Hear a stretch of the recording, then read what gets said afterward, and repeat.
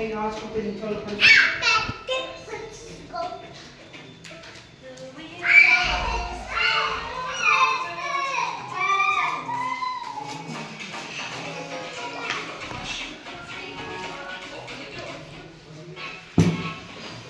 আচ্ছা, একটা প্রশ্ন জিজ্ঞেস করছি, রান্না বান্না কেমন হয়েছে?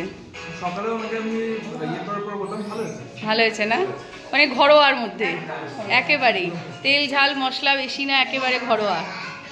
আমরা সকালেও খেয়ে গেছি এখান থেকে। আচ্ছা খুবই ভালো আমার খাবার। সাথে কথা বলে ভালো লাগলো, আমি সেটাই ইয়ে বললাম। আচ্ছা আমরা অন্য জায়গায় আছি, বাট আমরা খেতে ওই জন্য এখানেই এলাম। আচ্ছা, আপনারা কোথায় আছেন?